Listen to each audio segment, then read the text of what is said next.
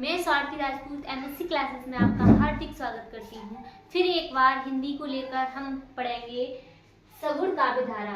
सगुण काव्य धारा यह भक्ति काल की दूसरी काव्य धारा है, जैसा कि हम बता रहे हैं। देखना, भक्ति काल जिसकी समय सीमा 1343 से 1643 ईस्वी। ये दो काव्य धाराओं में विभक्त है, निर्गुण काव्य धारा और सगुण काव्य धारा। पिछली क्लास में पढ़ा चुके हैं हम निर्गुण काव्य धारा, जो कि ज्ञान मार्गी शाखा और प्रेम मार्गी शाखा, दो शाखाओं में यह विभक्त है। फिर हमारी ये सगुण काव्य धारा जो हम अब कराने जा रहे हैं, फिर उसमें है राम भक्ति शाखा और हमारी एक है कृष्ण भक्ति शाखा। देखें, हम पढ़ाएंगे सगुण काव्य धारा। सगुण काव्य धारा, इसमें जो कवि है ना, उन्होंने ईश्वर के साकार रूप की उपासना की है। राम को लेकर, राम को आराध्य मानकर उनकी आराधना की है। राम को मानकर, तो राम भक्ति शाखा हमारी पहली शाखा है। इसमें राम भक्ति शाखा, राम भक्ति शाखा की प्रमुख विशेषता है हमारी। राम भक्ति शाखा की प्रमुख विशेषता है राम नाम की महत्ता। फिर दूसरी विशेषता है हमारी दास्य भाव की भक्ति।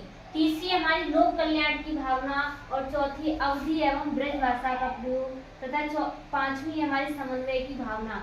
इसमें राम नाम की महत्ता, मतलब राम को आराध्य मानकर इसमें कवियों ने रचनाएं की हैं। फिर दूसरी दास्य भाव, दासी बनकर, मतलब दास्य भाव को रखकर रचनाएं की गई हैं। इस काव्य धारा में लोक कल्याण की भावना, अवधि और ब्रज भाषा का अत्यधिक प्रयोग किया गया है और समन्वय की भावना रही है। अब हम पढ़ेंगे राम भक्ति शाखा के प्रमुख कवि तथा उनकी रचनाएं। राम भक्ति शाखा के प्रमुख कवि तथा उनकी रचनाएं। पहले कवि हमारे तुलसीदास। तुलसीदास की रचना है रामचरितमानस तथा विनय पत्रिका, दोहावली की कवितावली, हनुमान बाहु। ये आदि रचनाएं तुलसीदास जी की हैं। जिसमें जो रामचरितमानस है ना, वो हमारी अवधि भाषा में लिखी गई है। विनय पत्रिका हमारी ब्रज भाषा में लिखी गई है। फिर हमारे अगले कवि हैं केशवदास। केशवदास जी की रचना है रामचंद्रिका। फिर हमारे अगले कवि नाभादास। नाभादास की रचना है भक्तमाल। इनकी रचना है भक्तमाल। फिर हमारे अगले कवि ईश्वरदास। ईश्वरदास की रचना है भरत मिलाप। भरत मिलाप इनकी रचना है ईश्वरदास की। फिर हमारे अगले कवि हैं नरहरिदास। नरहरिदास की रचना है पौध से रामायण। ये हमारे राम भक्ति शाखा के प्रमुख कवि तथा उनकी रचनाएं रही हैं। अब हम अगली पढ़ेंगे कृष्ण भक्ति शाखा। कृष्ण भक्ति शाखा सगुण काव्य धारा की दूसरी शाखा है हमारी कृष्ण भक्ति शाखा।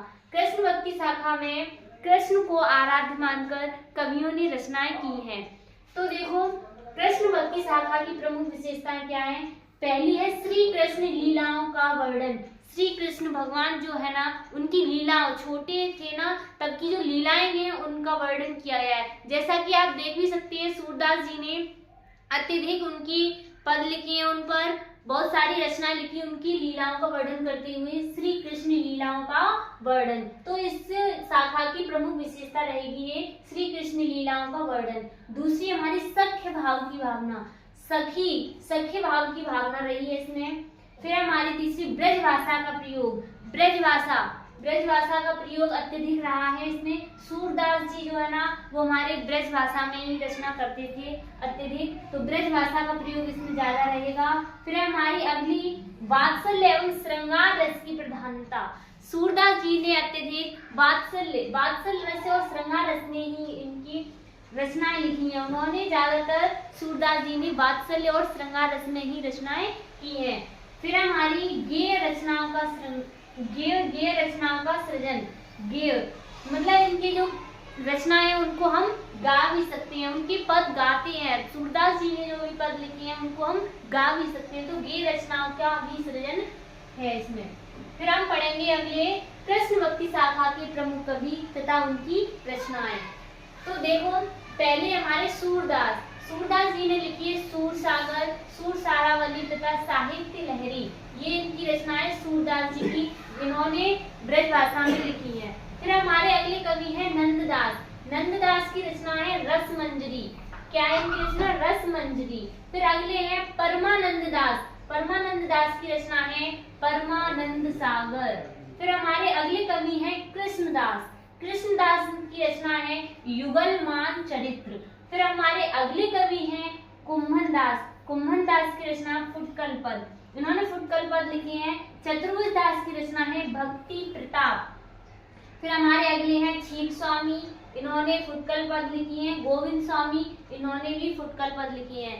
अब एक विशेष बात यह है कि बोर्ड परीक्षा की 10th 12th की जो बोर्ड परीक्षा है उसमें बहुत अति महत्वपूर्ण प्रश्न पूछा जाता है। ये 8 जो कवि हैं इन्हें हम अष्टछाप के कवि कहते हैं, अष्टछाप के कवि कहते हैं। इन 8 कवियों को अष्टछाप के कवि, यह हमारे अष्टछाप के कवि हैं। शेष आज के लिए इतना ही। धन्यवाद।